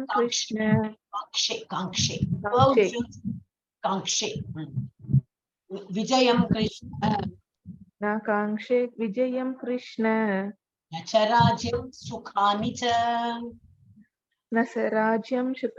ச சுகம் இல்லையாம். ராஜ்யம் கிடைச்சா சுகம் இல்லை. அப்படி சொந்த உறவினரை இப்போரில் கொள்வதால் என்ன நன்மை வரும் என்பதை என்னால் காண முடியவில்லை. எனதன்பு கிருஷ்ணரே, இதில் பெறக்கூடிய வெற்றியையோ ராஜ்யத்தையோ இன்பத்தையோ நான் விரும்பவில்லை. பொருளுரை. ஒருவனது உண்மையான சுயநலன் விஷ்ணுவிடம் கிருஷ்ணரிடம் உள்ளது என்பதை அறியாத கட்டுண்ட ஜீவன்கள் மகிழ்ச்சியை எதிர்பார்த்து உடலோடு சம்பந்தப்பட்ட உறவு முறைகளால் கவரப்படுகின்றன. இத்தகு குருட்டு வாழ்வில் உலக இன்பங்களுக்கான காரணத்தை கூட மறந்து விடுகின்றனர். சத்திரியனுக்கு உரித்தான நீதி கோட்பாடுகளை அர்ஜுனன் மறந்துவிட்டதாக தெரிகிறது. கிருஷ்ணரின் நேரடி ஆணையின் கீழ் போர் முனையில் மரணமடையும் சத்திரியன் ஆன்மீக பண்பாட்டில் முழுமையாக ஈடுபட்டிருக்கும் துறவி இவ்விரண்டு மனிதர்களுமே மாபெரும் சக்தியுடைய ஒளி வீசும் சூரிய கிரகத்தில் புகும் தகுதியுடையவர்கள் என்று கூறப்படுகின்றது. தனது உறவினர்களை மட்டுமின்றி எதிரிகளை கூட கொல்ல தயங்குகிறான் அர்ஜுனன். பசி இல்லாதவன் சமைக்க விரும்பாததை போல உறவினரை கொள்வதால் வாழ்வில் மகிழ்விருக்காது என்பதை அறிந்த அர்ஜுனன் போர் புரிய விரும்பவில்லை. மனத்திற்கு சென்று விரக்தியில் தனிமையாக வாழ்க்கை வாழ அவன் தற்போது முடிவு செய்துள்ளான். ஆனால் சத்திரியன் என்ற முறையில் அவனுக்கென்று ஒரு அரசாங்கம் அவசியமாகும். ஏனெனில் வேறு எந்த தொழிலிலும் சத்திரியர்கள் ஈடுபட முடியாது. அர்ஜுனன் நாட்டை ஆள்வதற்கான ஒரே வாய்ப்பு தனது தாயாதி சகோதரர்களிடம் சண்டையிட்டு தந்தை வழி வரும் அரசை திரும்ப பெற்றுக் கொள்வதே. ஆனால் அதை செய்ய அவன் விரும்பவில்லை. எனவே காட்டிற்கு சென்று விரக்தியில் தனியாக வாழ்வதற்கே தன்னை தகுதியுள்ளவனாக எண்ணுகின்றான். இவ்வளவு குழம்பி போயிட்டாரு அர்ஜுனன். நம்மள மாதிரி தான். நம்மளும் நம்ம இருக்கிற டியூட்டி ரொம்ப குழம்பி போயிட்டோம்னா நம்ம உள்ள டியூட்டி எல்லாம் மறந்து போயிடுறோம். நம்ம பகவானை ஃபர்ஸ்ட் மறந்து விடுறோம். அவர்தான் இருக்காருன்னு சொல்லிட்டு அவரே சரணடைய மறந்து விடுறோம். அப்புறம் நம்ம விரக்தி வந்துட்டு போரும்போது அதனாலதான் நிறைய கேசஸ் பாக்குறோம். எல்லா கேசஸ் சொல்லவே வேண்டாம். சோ அந்த மாதிரி விரக்தியில போயிடுறான். இப்ப இவனும் என்னது காட்டுக்கு போயிடுறான், எனக்கு இதெல்லாம் வேண்டாம். ஆனா அவனுக்கு சத்திரியனா போர் புரியதான் வேணும். அவள் வேற ஒண்ணும் தொழில் பண்ண முடியாது. ஒரு பிராமணனா இருக்கிறவர் என்ன பண்ண முடியும்? வேதங்கள் கற்று இன்னொருத்தருக்கு சொல்லிக் கொடுக்கணும். அதுதான் அவரோட டியூட்டி. அவர் பொருள் ஈட்டலும் கூடாது. ஆனா இந்த காலத்துல எல்லாம் மாறி போயிடுது. பிராமணர் தான் இப்ப பிசினஸ் ரொம்ப டாப்பா இருக்காங்க. அந்த மாதிரி அவ பண்ணவே வேண்டாம். பிசினஸ் பண்ற நேரத்தை யாருக்கு இருக்கு? வைசியர்கள் இருக்கு. அவ அது பண்ணுவா. அவ பொருள் எல்லாம் ஈட்டு எல்லாம் பண்ணி பிராமணன் எல்லாம் வேலைக்கே போக கூடாது. அவங்க ஒரு இது படிச்சு இன்னொருத்தருக்கு சொல்லிக் கொடுக்கணும். அந்த லெவல்ல தான் இருக்கணும். வேதங்கள்லாம் படித்து இன்னொருத்த பணத்துக்கு இல்ல ஏன்னா அவளுக்கு அந்த ஞானம் இருக்கு, படிக்கிற ஞானம் இருக்கு. அவ படிச்சு ஒரு வேற சத்திரியர் வைசாக்கெல்லாம் நமக்கு சொல்லி கொடுப்பாங்க. அப்ப அவங்களுக்கு பணம் வேண்டாமனா இந்த இவாள்லாம் தானமா கொடுத்தா. இவாள்லாம் சாப்பாடு கொடுப்பா, இது உடுத்திக்கிற துணியோ எல்லாம் இவா கொடுப்பா. போருமே உடுத்திக்கிற துணி வேணும், சாப்பாடு வேணும், அதை விட என்ன வேணும்? அப்போ அவர் இந்த மாதிரி சொசைட்டி வர்ணாசிரமம் நம்ம பார்த்தோம் இல்லையா? பகவத்கீதைக்கு முன்னாடி லெவல் 1ல பார்த்துக்கோம். இந்த வர்ணாசிரமத்தை இதுதான் ஒருத்தருக்கு ஹெல்ப்ஃபுல்லா அப்படி இருப்பா. ரக்ஷ பண்றதுக்கு இந்த மாதிரி கஷத்திரிய குணம் இருக்கிறவா என்னது ராஜ்யத்தெல்லாம் ஆண்டு அந்த மாதிரி இருக்கணும். ஆனா இவன் என்ன ஆயிட்டான் அர்ஜுனன்? ரொம்ப தளர்ந்து போய் வேண்டவே வேண்டாம், நான் காட்டுக்கே போயிடுறேன், தனிமையில போயிடுறேன் அப்படின்னு சொல்லிட்டு விரக்தி ஆயிடுவான். யாரை கொன்னு எனக்கு இவாளெல்லாம் கொன்னு எனக்கு ராஜ்யம் பௌதிகத்துல அவன் அவ்வளவு ஊறி இருக்கான்னு அர்த்தம். அப்படின்னா ஆன்மீகத்தோட அறிவு வரல. ஆனா நம்ம எல்லாருமே இந்த லெவல்ல தான் இருப்போம் இல்லையா? ஆனா பகவான் இன்னும் எடுத்து சொல்ல போறான் எப்படி என்ன. எஸ், வாணி சுஜாதா மாதாஜி படிச்சிடா இல்லையா? இப்போ ஹரே கிருஷ்ணா. நீங்க தானே படிச்சாரு. லோவர் பண்ணிடுறேன், மியூட் பண்ணிடுறேன் உங்களோட. எஸ், வேற யார் படிக்க போறா? இப்ப உமா மாதாஜி படிக்கிறாளா? ராஜேஸ்வரி மாதாஜி படிக்க போறாளா? இவ 3 பேர் படிச்சுட்டா. வாணி மாதாஜி, ஜானி மாதாஜி அண்ட் ஓகே நான் படிக்கிறேன். ராஜேஸ்வரி படிங்க. Now I am reading. படிங்க. ஓகே. 32ல இருந்து 35 படிங்க. 32 33. கிம்னோ ராஜேந்திர கோவிந்த கிம்போகை ஜீவிதம் வா கேட்டாமதே காங்கசீதம் நோ ராஜ்யம் போகோ சுகானி ச இமே வஸ்திரே யுத்தே பிராமணஸ்ய ஸ்வ தனானி ச ஆச்சாரிய பிதர புத்திராஸ்தைவ ச பிதாமகா மாதுலாஷ வஷ்ரா பௌத்ரா தயாலா சம்பத்தி நஸ்ததா ஏதான கந்து மிச்சாமி க்னதோ அபி மதுசூதன ஏதான கந்து மிச்சாபி க்னதோ அபி மதுசூதன அபி திரைலோக்கிய ராஜ்யஸ்ய ஏதோ கிம் து மகீகிருதே நிகத்யதா திருதராஷ்ணான்ன காபீத தியாஜனார்த்தனக. நிறைய மிஸ்டேக்ஸ் ஆகுது. ரொம்ப அவசரமா படிக்கிறேன் இல்லையா? அவன் மிஸ்டேக் வரும். கொஞ்சம் மெதுவா படிக்கும் வந்துடும், கரெக்டா வரும். சரி, படிக்கும். குருஷேத்திரன் கோவிந்தனே ஆட்சி மகிழ்ச்சி மற்றும் வாழ்க்கையே கூட யாருக்காக நாம் விரும்புகிறோமோ அவர்களை இப்போர்க்களத்தில் அணிவகுத்திருக்க அவற்றை அடைவதால் என்ன பலன் வரப்போகின்றது? மதுசூதனரை ஆச்சாரியார்கள் தந்தையார் பிள்ளைகள் பாட்டனார்கள் மாமனார்கள் பேரன்கள் மைத்துனர்கள் மற்றும் இதர உறவினர்கள் அனைவரும் தங்கள் வாழ்வையும் செல்வத்தையும் இழக்க தயாராக என் முன் நின்றுவிட்ட அவர்கள் என்னை கொல்லலாம் என்ற பட்சத்திலும் நான் ஏன் அவர்களை கொல்ல விரும்ப வேண்டும்? உயிர்களை எல்லாம் காப்பவரே, இந்த பூமி ஒரு புறம் இருக்கட்டும், மூவுலகும் கிடைப்பதாயினும் நான் இவர்களுடன் போர் செய்ய தயாராக இல்லை.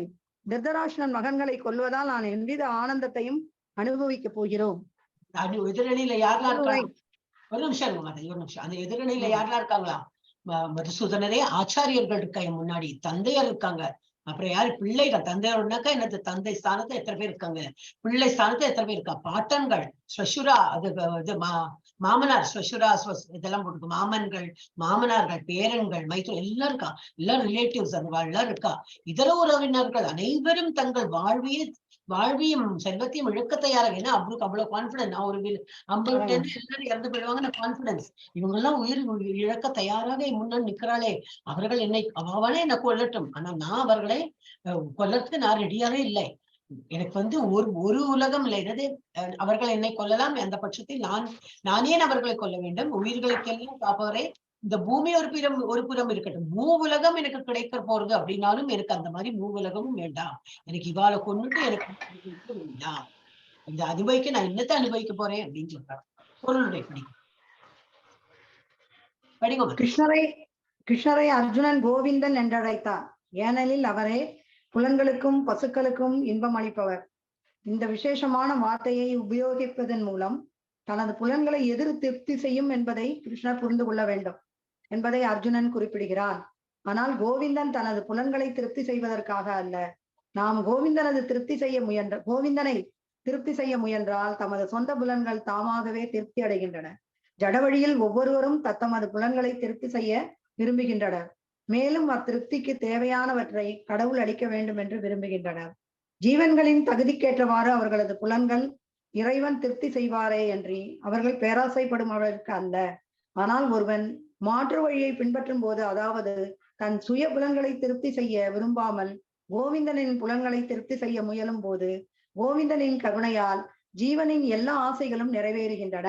அர்ஜுனனிற்கு குலத்தினரோடும் உறவினரோடும் உள்ள ஆழமான பாசம் அவர்கள் மீது இயற்கையாகவே அவனுக்குள்ள இரக்கத்தால் இங்கே சற்று வெளிப்படுகிறது. எனவே அவன் போர் புரிய தயாராக இல்லையே. தனது செல்வத்தை நண்பர்களிடமும் உறவினர்களிடமும் காட்ட அனைவரும் விரும்புவர். ஆனால் போர்க்களத்தில் அனைத்து உறவினர்களும் நண்பர்களும் கொல்லப்பட்ட பின் வெற்றியினால் தனக்கு வரும் செல்வத்தை பகிர்ந்து கொள்ள முடியாது என அச்சமுற்றான் அர்ஜுனன். உலக வாழ்வின் ஒரு சிறந்த உதாரணம் இது. தெய்வீக வாழ்வோ இதிலிருந்து வேறுபட்டதாகும். பக்தன் இறைவனின் விருப்பங்களை திருப்தி செய்ய விரும்புவோன் என்பதால் அவன் விருப்பப்பட்டால் அவரது சேவைக்காக எல்லா விதமான செல்வத்தையும் ஏற்றுக்கொள்ள முடியும். அவர் விரும்பாவிடில் ஒரு பைசாவையும் ஏற்கக்கூடாது. அர்ஜுனன் தன் உறவினர்களை கொல்ல விரும்பவில்லை. அப்படியே அவர்களை கொல்லும் அவசியம் இருந்தால் கிருஷ்ணர் தாமே அவர்களை கொல்லட்டும் என விரும்பினான். போர்க்களத்திற்கு வரும் முன்னரே அவர்கள் எல்லோரையும் கிருஷ்ணர் கொன்றுவிட்டார் என்பதையும் தான் வெறும் கருவியாக செயல்பட வேண்டியவனே என்பதையும் அவன் அறியவில்லை. அவ்வுண்மையை பின்வரும் அத்தியாயங்களில் காணலாம். இறைவனின் இயல்பான பக்தனான அர்ஜுனன் விஷமிகளின் சகோதரர்களை எதிர்க்க பகவானின் திட்டம் தவறு செய்பவனே பகவானின் பக்தன் பழி வாங்குவதில்லை. ஆனால் பிராக்கெட்ல தீயவர்களால் பக்தனுக்கு செய்யப்படும் கொடுமைகளை பகவான் சகித்துக் கொள்வதில்லை. தனக்கு தீங்கிழைப்பவர்களை கூட பகவான் மன்னிக்கலாம். ஆனால் தனது பக்தர்களுக்கு தீங்கிழைப்பவர் எவரையும் அவர் மன்னிப்பதில்லை. எனவே அர்ஜுனன் மன்னிக்க விரும்பிய போதிலும் தீயவரை அழிப்பதில் பகவான் தீர்மானமாக இருந்தார். என்ன கொடுத்திருக்க, பெரிய பர்பட் தான் இதுவும். எல்லாரும் என்ன பண்றான்னு தன்னோட புலன் இன்பத்துக்கு வேண்டி, புலன் இதுக்கு வேண்டி திருப்திப்படுத்துறதுக்கு வேண்டி பகவானுக்கு வந்து ப்ரே பண்ணி எல்லாம் பண்ணுவான். ஆனா இத என்ன கிருஷ்ணரை அர்ஜுன் கோவிந்தன் என்று அழைத்தான். ஏனில் அவன் வந்து புலன் அளிக்கும் பசுக்களுக்கும் இன்பம் அளிப்பான். Okay, கோவிந்தன்னா okay. இந்த விசேஷமான வார்த்தையை உபயோகிப்பதன் மூலம் புலன்கள் திருப்தி செய்யும் என்பதை கிருஷ்ணன் புரிந்து வேண்டும் என்பதை அர்ஜுனன் குறிப்பிடுகிறான். கோவிந்தன் கூப்பிட்ட எண்ணம் என்னது, எனக்கு என்ன சந்தோஷம் கொடுக்க நீ அது புரிஞ்சுட்டு எனக்கு அந்த மாதிரி வேலை கொடு. நான் வந்து எனக்கு இவாளெல்லாம் பொண்ணு எனக்கு ராஜ்யம் ஆளருக்கு எனக்கு திருப்தி இல்லை, எனக்கு இது இஷ்டம் இல்லை சத்தம் வருது. ஓகே, அப்புறம் ஜட வாழ்வில் அதான் ஒருத்தரும் தனது புலன் இன்பத்துக்கு வேண்டிதான் பகவானை வேண்டுறோம். ஆனா பகவானுக்கு என்ன கொடுக்கறதுக்கு விருப்பம் இருக்கோ அது கண்டிப்பா அவர் கொடுப்பார். நம்ம வேண்டதெல்லாம் நமக்கு கிடைக்குமா? Not necessary. மேலும் அப்ப அதிருப்திக்கு தேவையானவற்றை கடவுள் அளிக்க வேண்டும் என்று விரும்புகிறான். நம்ம என்ன எதிர்பார்க்கிறோமோ அதெல்லாம் பகவான் எனக்கு கொடுக்கணும்னு சொல்லிட்டு இது பண்றான். இஸ் நாட் அவர் சர்வெண்ட் இல்லையா, பகவான் இஸ் அவர் மாஸ்டர். அவர் என்ன நினைக்கிறோம் அதுதான் அவர் கொடுப்பாரு. நம்ம வேண்டதெல்லாம் கொடுக்கறதுக்கு அப்ப அவர் நம்ம ஒரு ஒர்க்கர்னா அதை பண்ண இதை பண்ண அவன் பண்ணுவான். பகவான் என்ன நம்மளோட மாஸ்டர். அவர் என்ன சொல்றாரோ அதான் நாம செய்யணும். ஜீவன்களின் தகுதிக்கேற்றவாறு அவர் பகவான் கொடுப்பார். நமக்கு என்ன வருது தகுதி இருக்கோ அதை பார்த்து பகவான் திருப்தியோட கொடுப்பார் நமக்கு. ஆனால் ஒருவன் மாற்று வழி, என்ன மாற்று வழி, பகவானுக்கு என்ன பகவானை திருப்தி படுத்தி அந்த மாதிரி செயல் பண்ணும்போது என்ன, பகவானுக்கே பிடிச்சு போயிடும். ஆஹா, இவன் இவ்வளவு எனக்கு சேவை பண்றான், இவனுக்கு தகுதியோட அவனுக்கு என்ன தகுதி உண்டோ அதெல்லாம் நான் இமிடியேட்டா கொடுத்து விடுறேன்னு சொல்லிட்டு அவரே கொடுக்குறான். நம்ம கேட்க வேண்டிய அவசியமே இல்லை.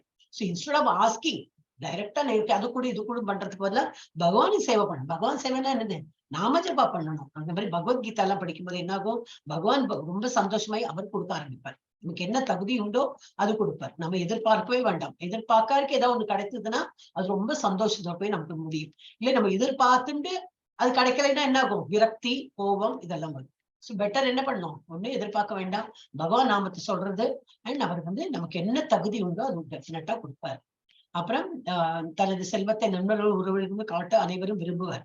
ஆனால் போர்க்களத்தில் அனைத்து நண்பர்களும் கொல்லப்பட்ட பெண் வெற்றியினால் தனக்கு வரும் செல்வத்தையே பகிர்ந்து கொள்ள முடியாது என அச்சமுறார். அப்ப என்னது, எனக்கு ஏதாவது வெற்றி கிடைச்சதுன்னா என்னது, மெயினா ஒரு சர்டிபிகேட் வாங்கிட்டோம், ஒரு மெடல் வாங்கிட்டோம்னா எல்லாருக்கும் காட்டுறதுக்கு அது ஒரு திருப்தி. இவனும் அதே லெவல்ல தான் இருக்கான். நான் ஜெயிச்சப்புறம் நான் அந்த ஜெயிச்சுட்டேன்னு சொல்லிட்டு யார்கிட்ட காட்ட முடியும், எல்லாரும் இறந்து கிடக்கா. அப்ப நம்ம இன்னும் அவன் இதுலதான் இருக்கான், பௌதிக உலகத்துலதான் இருக்கான். அவனுக்கு பெருமையா காட்டிக்கிறதுக்கு மனுஷாவே இருக்க மாட்டான், ஏன்னா எல்லாம் இறந்து போயிருப்பான், எல்லாரும் எதிரணியில இருக்கா. சோ இதுக்கு அதனால அவன் இதுல இருக்கான், பௌதிக இதுலதான் அட்டாச்மெண்ட்ல இருக்கான். இது தெய்வீக வாழ்வு இதுல இருந்து வேறுபட்டதாகும். பக்தன், ஆனா பக்தன் எப்படி இருப்பான், இறைவனின் விருப்பங்களை திருப்தி செய்ய விரும்புவான், வேற ஒன்னத்துக்கும் விரும்ப மாட்டான். பகவான் சொல்லியாச்சா, பகவான் உனக்கு விருப்பமா அவங்களை கொல்லணும்? எஸ். ஏன்னா பகவான் என்ன நினைக்கிறாராம், என்ன யாராவது நிந்தித்தாலும் பரவாயில்லை, அதான் தாங்கிக் கொள்வேன். ஆனா என்னுடைய பக்தன் யாரு, அர்ஜுனா, அந்த பாண்டவர்கள் எல்லாம் அஞ்ஞான வசத்துல 12 வருஷம் இருக்கும்போது என்னது, அப்படி கிருஷ்ணனை நம்பிட்டு அந்த மாதிரி இருந்திருக்கா. அவளுக்கு எல்லாம் பல தீங்கு அழிச்சிருக்கா. அவளை சும்மா விடுகிறா பகவான்? இல்லை, டெஃபினட்டா அழிக்கிறதுக்கு தான் அவர் பிளான் பண்ணியிருக்காரு. அப்போ அர்ஜுனன் ஒரு கருவியா தான் யூஸ் பண்றாரு. நிமித்தா நீ ஒண்ணு நிமித்தம் தான், உன்னை கருவியா யூஸ் பண்ணி நான் பண்ண சொல்றேன். நீ அதனால உனக்கு ஒரு பாவம் சேராது, ஒண்ணும் பண்ணாது, அகர்மா நிலைவுக்கு நீ போயிட்டு இருப்ப. அதனால இதுலதான் அது போட்டிருக்கு, நீ ஒன்றி கருவியாக செயல்பட வேண்டியவனே என்பதை அவன் அறியவில்லை. பக்கத்துல கூடவே இருக்க அவர் சொல்றார், அவரோட இஷ்டம் அது. அப்ப அது நான் ஒரு கருவியா இருந்து பண்ணணும்னு சொல்லிட்டு அர்ஜுனுக்கு தெரிய மாட்டேங்கிறது. அப்புறம் பகவான் இதுதான் இம்பார்ட்டன்ட், பக்தனுக்கு செய்யப்படும் கொடுமைகளை பகவான் சகித்துக் கொள்வதில்லை. தனது கீழ் தீங்கிழைப்பை வரை கூட பகவான் மன்னிக்கலாம். ஆனால் தனது பக்தர்களுக்கு தீங்கிழைப்பவர் எவரையும் அவர் மன்னிப்பதே இல்லை. அப்ப நம்ம என்ன பண்ணணும், நமக்கு எனிமீஸோட ஒரு தாக்கம் நமக்கு வராதுன்னா என்ன பண்ணணும், நம்ம டிவோட்டியா மாறிடணும். டிவோட்டியா இருக்கும்போது என்ன, பகவானுக்கு கிரேஸும் கிடைக்கும், பகவான் நமக்கு என்னெல்லாம் வேணும் அது கொடுக்கவும் செய்வார். நமக்கு யாரு துரோகம் நினைக்கிறாளோ அவளையும் பகவான் காப்பாத்திடுவார், அவளையும் அழிச்சு நம்மளை காப்பாத்திடுவார் இல்லையா. அது ஒண்ணும் பலிக்காது, யாரோ சாபம் விட்டா அந்த மாதிரிலாம் நம்ம சொல்றோம், ஒவ்வொரு பலிப்பு ஒண்ணுமே பலிக்காது நம்ம, ஏன்னா நம்ம டிவோட்டியா இருந்தோம் அப்படின்னு. தீயவரை அழிப்பதில் பகவான் தீர்மானமாக இருந்தார். எஸ். உமா மாதாஜி தான் லெஃப்ட் அவுட். படிக்கிறாளா மாதாஜி, முடியுமா? ஓகே, இல்லைன்னா இப்ப திரும்பி ஜானி மாதாஜி ஆரம்பிங்க. உமா மாதாஜி பிஸியா இருக்காங்கன்னு நினைக்கிறேன். படிங்க மாதாஜி. படிக்கட்டுமா மாதாஜி? ஸ்லோகம் 36. 36. பாபம் ஏவாஸ்ரயேத் அஸ்மான் அத்வைதான் ஆததாயினஹ தஸ்மான் நார்ஹா வயம் ஹந்தும் தார்த்தராஷ்ட்ரான் சபாந்தவான் ஸ்வஜனம் ஹி கதம் ஹத்வா சுகீன ஸ்யாம மாதவா. இத்தகைய அக்கிரமக்காரர்களை கொல்வதால் நமக்கு பாவமே சேரும். எனவே திருதராஷ்டிரர் மகன்களையும் நமது நண்பர்களையும் கொல்லுதல் நமக்கு சரியானது அல்ல. செல்வ திருமகளின் கணவரே, கிருஷ்ணரே, நமது சொந்த உறவினரை கொலை செய்துவிட்டு நாம் எவ்வாறு மகிழ்ச்சி அடைய முடியும்? இதனால் நமக்கென்ன லாபம்? பொருளுரை. வேத விதிகளின்படி அக்கிரமக்காரர்கள் 6 வகையினர். 1 விஷம் கொடுப்பவர், 2 வீட்டிற்கு நெருப்பு வைப்பவர், 3 பயங்கர ஆயுதங்களால் தாக்குபவர், 4 செல்வத்தை கொள்ளையடிப்பவர், 5 பிறர் நிலத்தை ஆக்கிரமிப்பவர் மற்றும் 6 பிறர் மனைவியை கடத்தி செல்பவர். இந்த அக்கிரமக்காரர்களை உடனே கொல்லலாம், அதனால் பாவம் ஏதும் இல்லை. இவ்வாறு அக்கிரமக்காரர்களை கொல்லுதல் எல்லா சாதாரண மனிதர்களுக்கும் பொருந்தும். ஆனால் அர்ஜுனன் சாதாரண மனிதன் அல்ல. அவன் குணத்தால் சாதுவாக இருந்ததால் அவர்களிடம் நற்குணங்களோடு உறவு கொள்ள நினைத்தான். இருப்பினும் இவ்வாறான சாதுத்தனம் ஒரு சத்திரியனுக்கு உரியதல்ல. ஆட்சியில் இருக்கும் பொறுப்பான மனிதன் சாதுவின் குணங்களுடன் இருக்க வேண்டும் என்ற போதிலும் கோழையாக இருக்கக்கூடாது. உதாரணமாக, பகவான் ராமரிடம் சாதுவின் குணங்கள் பொருந்தி இருந்த காரணத்தினால் இன்றும் மக்கள் அவரது அரசாங்கத்தில் ராமராஜ்யத்தில் வாழ விரும்புகின்றனர். ஆனால் பகவான் ராமர் ஒருபோதும் கோழைத்தனத்தை காட்டவில்லை. ராமரின் மனைவி சீதையை கடத்தி சென்ற ராவணன் அவருக்கு அக்கிரமம் ஆவான்.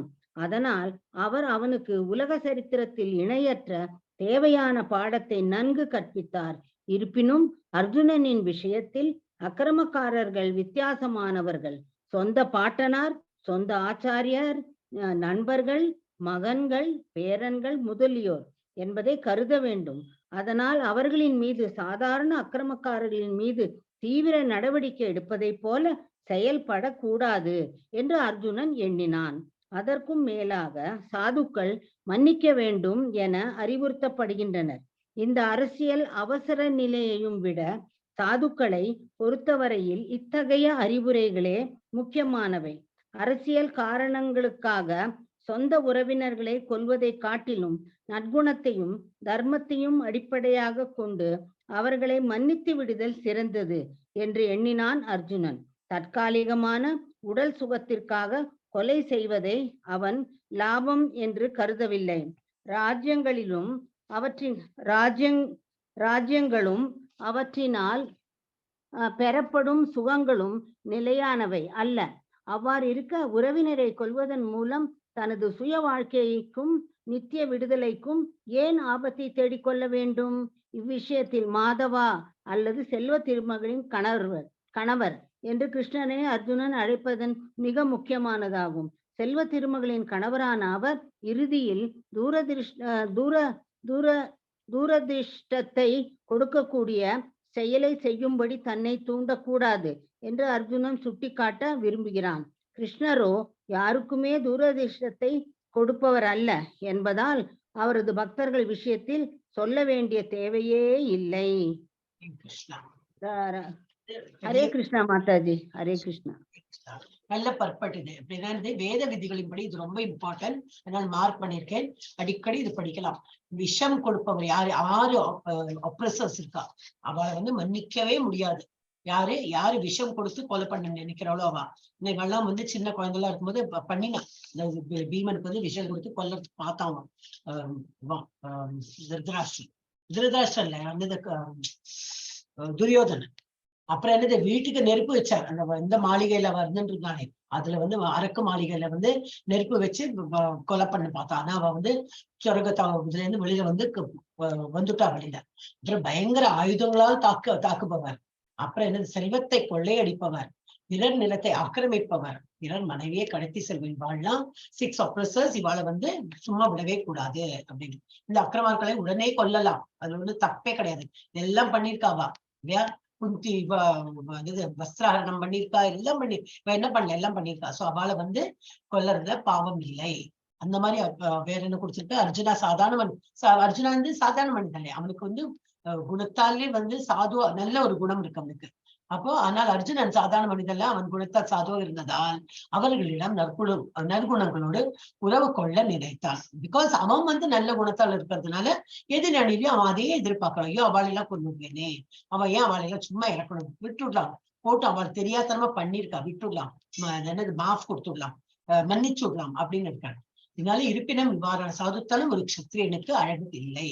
அவனுக்கு அது க்ஷத்திரியனுக்கு போர் புரியதான் வேணும் ஆனவர். அப்புறம் ஆட்சியில் இருக்கும் பொறுப்பான மனிதன் சாதுவின் குணங்களோடு இருக்க வேண்டும்.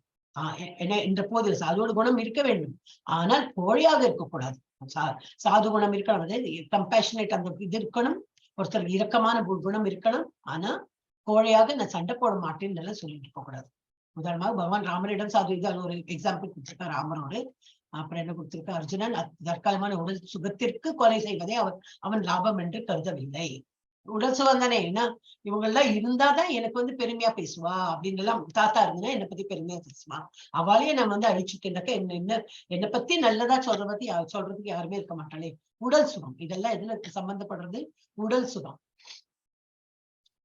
சுய வாழ்வை நித்திய விடுதலை என்று ஏன் ஆபத்தை தேடிக்கொள்ளவில்லை விஷயத்தில் மாதவா அதிர்ஷ்ட தேவதை கணவர் என்று கிருஷ்ணரை அர்ஜுன் அழைப்பதும் மிக முக்கியமானதாகும். மாதவான் கூப்பிடுறது ரொம்ப முக்கியம். அதிர்ஷ்ட தேவதையின் கணவரான அவர் இறுதியில் துரதிருஷ்டத்தை கொடுக்கக்கூடிய செயலை செய்யும்படி தன்னை தூண்டக்கூடாது. என்னது அதிர்ஷ்டமான தேவதையோட கணவரா இருக்கை, ஆனா எனக்கு துரதிருஷ்டம் வரா போல நீ அதை மாதிரிலாம் பண்ணக்கூடாது அப்படின்னு சொல்றாராம் அர்ஜுனா. புரிஞ்சுக்கிறது இல்ல அவர். அதனால அவர் அந்த மாதிரி சொல்றாரு, நான் வெள்ள கொண்டு எனக்கு பாவம் வரும், துரதிருஷ்டம் வரும், அதெல்லாம் எனக்கு வேண்டாம் அப்படின்னு. சோ அது மாதிரி சுட்டி காட்டுறாரு அவர். அதனாலதான் மாதவான்னு கூப்பிட்டாரு. அது ரொம்ப இம்பார்ட்டன்ட். மாதவானாக்கா அதிர்ஷ்ட தேவதையும் கணவர் அப்படின்னு.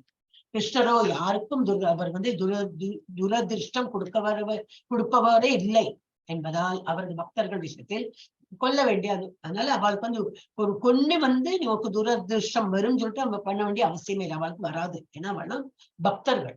எஸ். இன்னும் ஒண்ணு கூட படிக்கிறாளா மாதிரி ரொம்ப பெருசா இருந்தது. வேணா வேற யாருக்கோ கொடுக்குறேன். வாணி சுஜாதா மாதிரி படிக்கிறாளா? வேற யாரு இருக்கா? எனக்கு இங்க யாரோட இதுவும் தெரியல.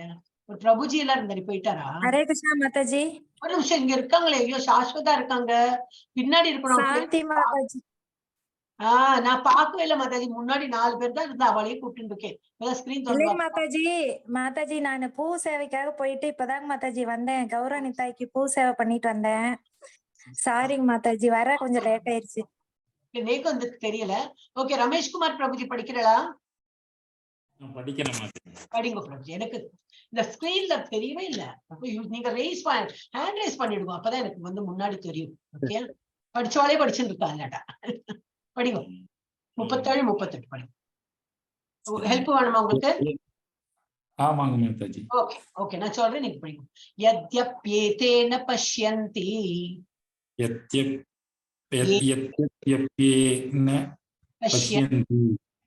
லோபோபஹத சேதசஹ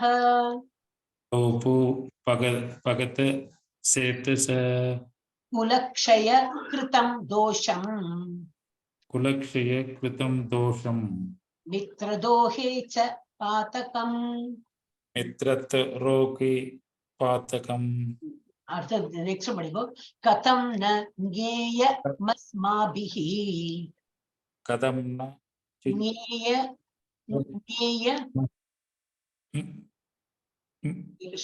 மஸ்மாபிஹி. யமஸ்மாபி பாபாதஸ்மன்னிவர்த்திதும் குலக்ஷய கிருதம் தோஷம்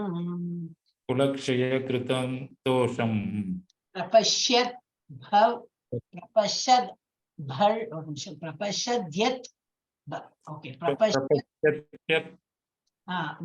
அர்ஜுனா ஜனார்தன சொல்லு. படிங்க மொழிபெயர்ப்பு. ஓகே. ஜனார்தனரே, பேராசையால் இதயத்தை இழந்த இம்மனிதர்கள் நண்பர்களுக்கு துரோகம் செய்வதையும் குலநாசம் செய்வதையும் பாவம் என்று அறியவில்லை. ஆனால் அவற்றை குற்றம் என்று அறிந்த நாம் ஏன் இப்பாவ செயல்களில் ஈடுபட வேண்டும்? எவ்வளவு பாவமா இருக்காரு இல்லையா அவர் சொல்ற. இவெல்லாம் வந்து பேராசையினாலதான் இந்த மாதிரி தப்பு பண்ணிருக்கான். அவ தெரிஞ்சே செய்யல, தப்பு பண்ணல, ஏதோ பேராசையில பண்ணிருக்கா. அதெல்லாம் நம்ம வந்து குற்றமா எடுக்க வேண்டாம். அவன் நம்ம இது பண்ண பாவ செயல் வந்து ஈடுபட அவற்றை குற்றம் என்று அறிந்த நாம் ஏன் இப்பாவ செயல் அவ பண்றது குத்தம். அப்ப நம்மளும் அதே போல குத்தம் தானே பண்ணிருக்கோம். அவளை இது கொலை பண்றது பெரிய குத்தம் தானே. அப்ப ஏன் நம்ம இந்த மாதிரி காஸ்ட்லி வார்ஃபேர் அப்படின்லாம் இங்கிலீஷ்ல வரும். அந்த மாதிரி ஏன் நம்ம செயல்பட வேண்டும் அப்படின்னு கேட்கிறாரு. படிங்க, பொருளுரை படிங்க. போட்டியாளர்களால் சூதாட்டத்திற்கோ போருக்கோ அறை கூவப்பட்டால் சத்திரியன் மறுக்கக்கூடாது. எனவே இந்த நியதிப்படி துரியோதனின் கும்பலால் சவால் விடப்பட்டிருக்கும் அர்ஜுனன் போரை மறுக்க முடியாது. இதன் தொடர்பில் இத்தகைய சவாலின் விளைவுகளை காண முடியாமல் மறுதரப்பினர் குருடர்களாக இருப்பதாக கருதினான் அர்ஜுனன். அதே சமயம் இதன் தீய விளைவுகளை காணக்கூடிய அர்ஜுனனால் இச்சவாலை ஏற்க முடியவில்லை. விளைவு நன்மையாக இருக்கும் பட்சத்தில் மட்டுமே கடமை ஒருவனை கட்டுப்படுத்த முடியும். விளைவு தீயதாக இருந்தால் கடமை எவரையும் கட்டி போட முடியாது. இது போன்ற நன்மை தீமைகள் எல்லாவற்றையும் சிந்தித்து பார்த்த அர்ஜுனன் போர் புரிவதில்லை என்று முடிவு செய்தான். இப்ப என்ன க்ஷத்ரியனோட கடமை என்ன? இந்த இதுக்கு போட்டி ஏதோ போட்டி வச்சானா அவன் வந்து நோ சொல்ல முடியாது. he has to participate. இவ்வளவு சூதாட்டத்திற்கு போருக்கோ வந்து அவளை வந்து கூப்பிட்டானாக்கா க்ஷத்ரியன் மறுக்க கூடாது. எனவே அந்த நியதி படிக்க அவன் வந்து துரியோதன கும்பல் வந்து இது சவால் விட்டுதானே வந்து இதுக்கு போர் புரியறதுக்கு கூப்பிட்டுருக்கா. சோ அவன் வந்து நோ சொல்ல முடியாது, போகதான் வேணும் அப்படின்னு. அப்புறம் இதன் தொடர்பில் இத்தகைய சவாலின் விளைவுகள் என்னது? லாபம் வரும், நஷ்டம் வரும். அப்ப இதை வந்து காண முடியாமல் மறுதரப்பினர் குருடர்களாக இருக்கிறார். அவளுக்கு புரியறது இல்லை. இதனால அவ இழந்து போயிடுவா, உயிர் சேதமடைன்னு அவள் புரிஞ்சுக்க மாட்டேங்கிறா. ஆனா அதே சமயம் அதன் தீய விளைவுகளை காணக்கூடிய அர்ஜுனன், ஆனா நான் ஏக்கு தெரியறது இதோட தீய விளைவு என்னது? எல்லாரும் இறந்து போயிடுவா. என் முன்னாடி நிக்கிறா, எனக்கு ஒரு அம்பு போறோம், ஒரு அம்பை விட்டேன்னா எல்லாரும் இறந்து போயிடுவா. அவளுக்கு தெரிய மாட்டேங்கிறது, ஆனா எனக்கு இந்த இது தெரியறதே. அப்ப இந்த சவாலை நான் வந்து ஏற்கிறதுக்கு தயாரா இல்லை. இந்த விளைவு என்னது? நன்மையாக இருக்கும் பட்சம், தீமைனா இருந்து அவங்க இறந்துடுவாங்க. நன்மையாக இருக்கும் பட்சத்தில் மட்டுமே கடமை ஒருவனை கட்டுப்படுத்த முடியும். விளைவு தீயதாக இருந்தால் கடமை எவரையும் கட்டுப்படும். நான் வந்து அது தீயவை நம்ம பண்ற அந்த செயல் தீயவை தெரிஞ்சுட்டு நான் வந்து பண்றது கரெக்டே இல்லை. ஆனா நன்மை விளைவிக்கும் இருந்தால் நான் பண்றேன். ஆனா இது எனக்கு கண்டிப்பா தெரியும், இது வந்து என்னது தீய செயல் தான் எனக்கு தெரியும். அப்ப நான் எதுக்கு இதெல்லாம் வந்து செய்யணும்? நான் வந்து இந்த போர் புரிவதில்லை என்று அவன் முடிவை செய்து விட்டான். இன்னும் ஒண்ணு படிக்கிறாளா பிரபுஜி? ஓகே, படிக்கலாம். குலக்ஷயே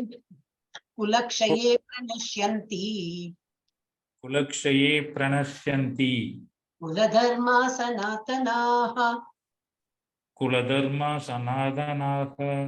தர்மே நஷ்டே குலம் கிருத்ஸ்னம்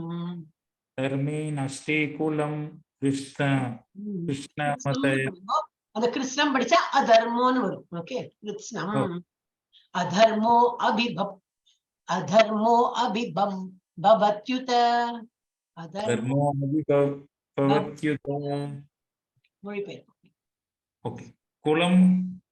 குலம் அழிவடைவதால் நித்தியமான குல தர்மம் கெடுகின்றது.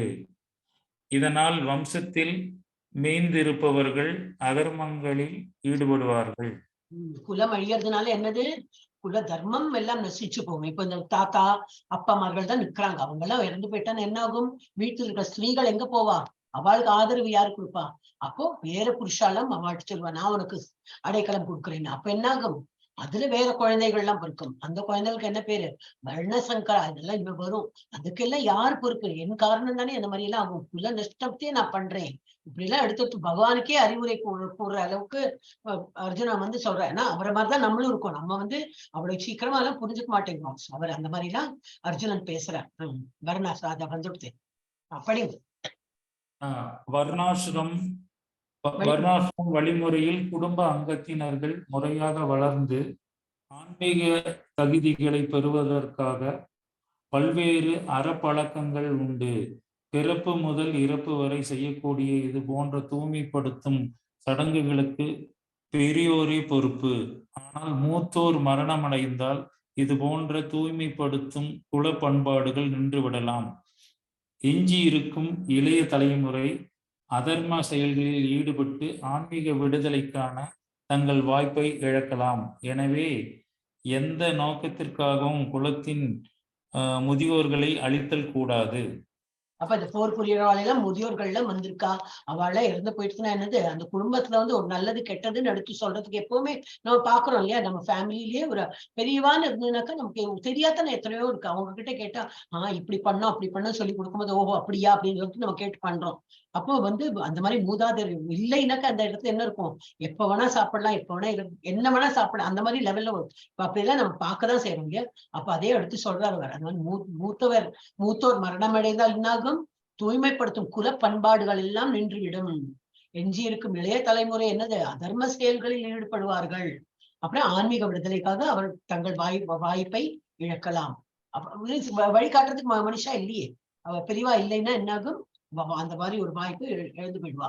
எனவே எந்த நோக்கத்திற்காகவும் நான் வந்து அந்த குலத்தின் முதியோர்வர்கள்லாம் வந்திருக்கா சண்டை போடுறதுக்கு, அவங்கள நான் அழிக்க கூடாது, அழிக்க மாட்டேன் அப்படின்னு. எஸ், நெக்ஸ்ட் யாரு? இப்ப ஒரு நிமிஷம் நான் ஸ்கிரீன் நான் படிக்கிறேன். ஹரே கிருஷ்ணா மாதாஜி, நான் படிக்கிறேன். வேணுமா? ஹெல்ப் வேணுமா? நீங்களே படிக்கிறடா? நான் படிக்கிறேன் மாதாஜி. அதர்மாபிவாத் கிருஷ்ண பிரதுஷ்யந்தி குலஸ்திரியः ஸ்திரீஷ துஷ்டாசு வார்ஷ்ணேய ஜாயதே வர்ண சங்கரः. மாதாஜி வார்ஷ்ணேய விருஷ்ணி குலத்தவர் இல்லையா கிருஷ்ணர்? வார்ஷ்ணேய ஜாயதே வர்ண சங்கரः. வர்ணசங்கரா. கிருஷ்ணரே, குலத்தில் அதர்மம் தலையெடுக்கும் போது குடும்ப பெண்கள் களங்கமடைகின்றனர். பெண்மையின் சீரழிவால் விருஷ்ணி குலத்தவரே தேவையற்ற சந்ததி உண்டாகிறது. பொருளுரை: வாழ்வில் அமைதி, வளம், ஆன்மீக முன்னேற்றம் ஆகியவற்றிற்கான ஆதாரம் மனித சமுதாயத்தில் நன்மக்கள் இருப்பதாகும். நன்மக்கள் தழை தோங்குவதன் மூலம் நாட்டிலும் சமூகத்திலும் ஆன்மீக முன்னேற்றம் ஏற்படும். அதற்கு தகுந்தாற் போல வர்ணாசிரம தர்மத்தின் கொள்கைகள் வடிவமைக்கப்பட்டுள்ளன. இத்தகு சமுதாயம் அதன் பெண் குலத்தின் கற்பையும் நம்பகத்தன்மையையும் பொறுத்திருக்கிறது. குழந்தைகளை தவறாக வழிநடத்துதல் எளிது. அதுபோலவே பெண்களும் எளிதில் வீழ்ச்சியடையும் சுபாவம் உடையவர்கள். எனவே குழந்தைகளுக்கும் பெண்களுக்கும் குடும்பத்தின் மூத்த உறுப்பினர்களின் பாதுகாப்பு தேவை. பல்வேறு அறச்செயல்களில் ஈடுபடுத்தப்படுவதன் மூலம் பெண்கள் கற்புக்கு புறம்பான தவறான உறவுகளை வளர்த்து கொள்ள சோரம் போக மாட்டார்கள். சாணக்கிய பண்டிதரின் கூற்றுப்படி பெண்கள் அறிவாளிகள் அல்ல, அதனால் நம்பகமானவர்களும் அல்ல.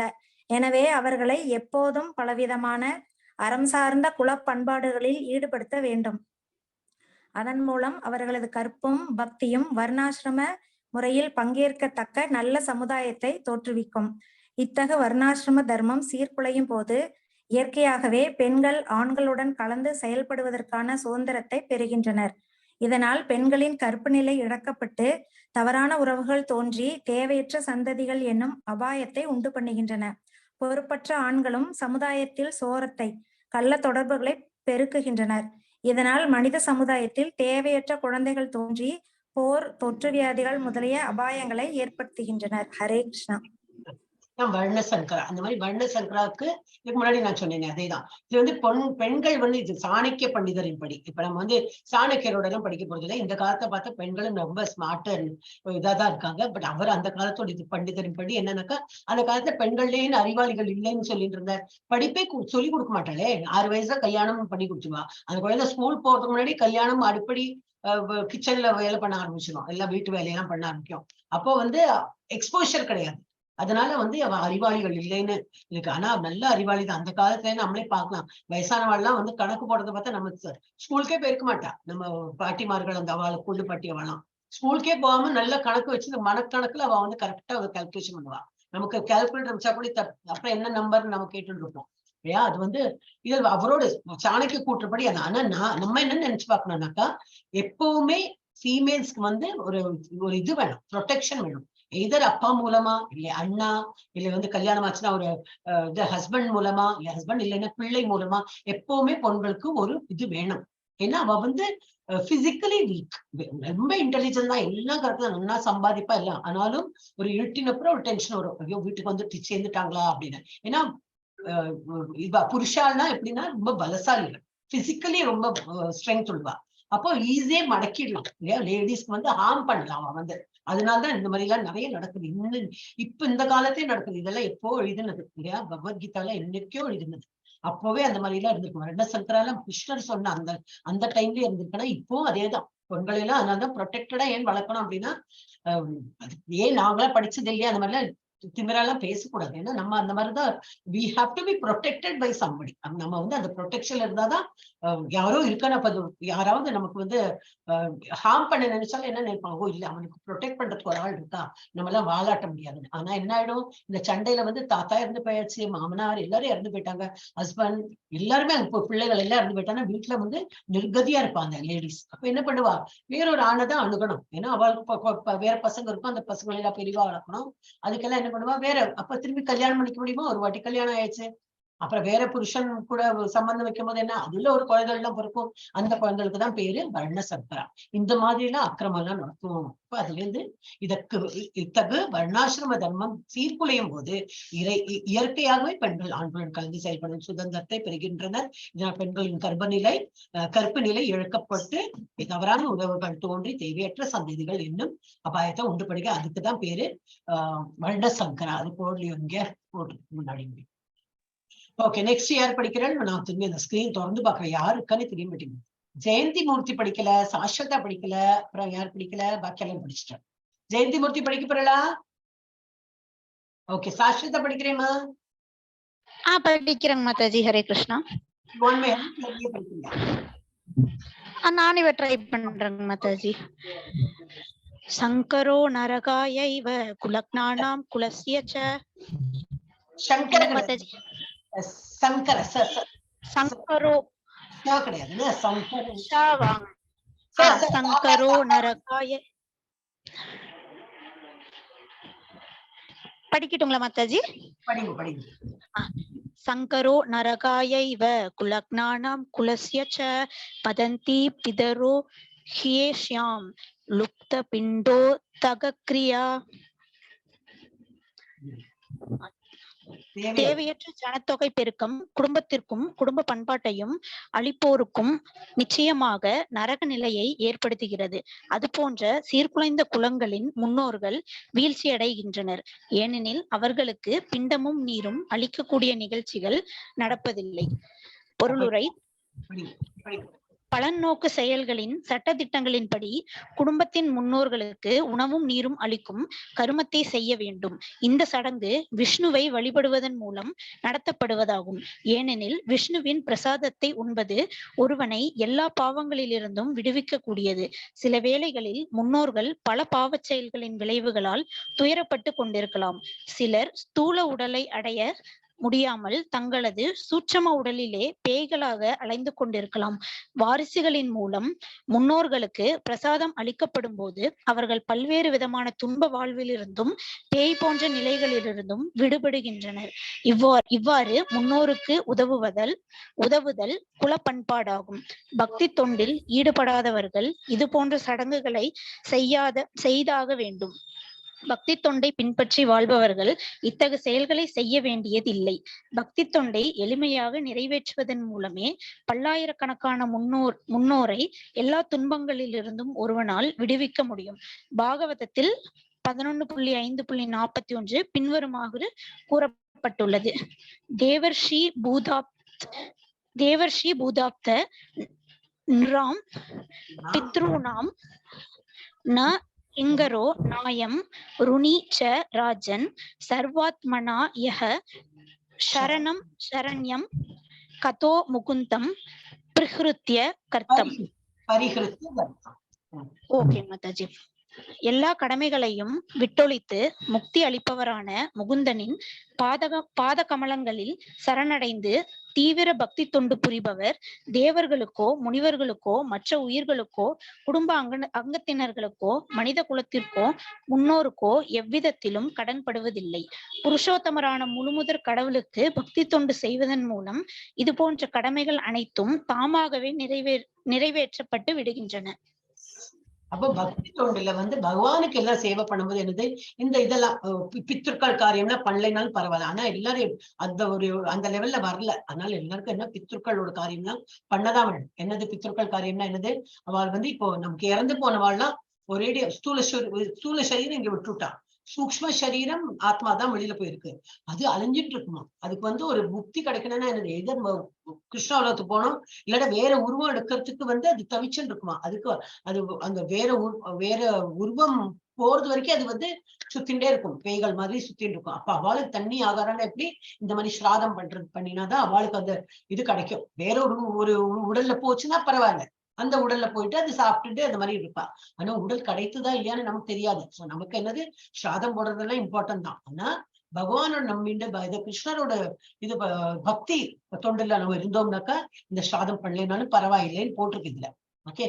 ஆனா இந்த குல சீர்குலைந்து போகும் இந்த இதுல என்னது, முன்னோர்களுக்கு அந்த ஸ்ராதம் பண்றதெல்லாம் நின்னு போயிடுமா. அது போன்ற சீர்குலைந்த குலங்களில் சீர்குலைந்தா அது மாதிரி அம்மா தாத்தா எல்லாரும் அப்பா எல்லாரும் இறந்த குலத்துல என்ன ஆகுமா, முன்னோர்கள் வீழ்ச்சி அடைகின்ற. ஏன்னா ஸ்ராதம் கொடுக்கறதுக்கு ஆளே இல்லை. யாரும் நார்மலி ஸ்ராதம் கொடுப்பா, பிள்ளைகள் தான் கொடுப்பா இல்லையா. அந்த பிள்ளைகளே இல்லை அந்த பெரியவாள் கொடுக்கறதுக்கு. அப்ப என்ன பண்ணுவான், அப்போ இந்த மாதிரி ஒரு சொல்லியிருக்கா. ஸ்திரீகள்லாம் என்ன பண்ணாங்கன்னா கிருஷ்ணருக்கு அர்ப்பணம் பண்ணதை இது ஆஃபர் பண்ணிக்கிறா. ஆஃபர்னா என்னது, அவர் படத்துக்கோ அந்த மாதிரி ஆஃபர் பண்ண அது போய் சேரணும் அந்த மாதிரி. ஏன்னா அவர்களுக்கு பிண்டமம் நீரும் அளிக்கக்கூடிய நிகழ்ச்சிகள் நடப்பதில்லை. ஏன்னா அந்த பிள்ளைகள்லாம் இறந்து போயிடுறாங்க அப்படின்னு. இப்ப வந்து ஆக்சுவலி நான் 6:45 ஆயிடுத்து. அடுத்த கிளாஸ் ஆரம்பிச்சிடும். நான் இன்னும் ஒரு 4 ஸ்லோகா தான் இருக்கு. 42, 43, 44, 45, 46, 5 ஸ்லோகா இருக்கு. அது முடிஞ்சு அப்புறம் அந்த இது என்னது பிபிடி ஒரு நிமிஷம் நான் முடிச்சு விடுறேன். ஸ்டாப் ஷேர் முடிச்சு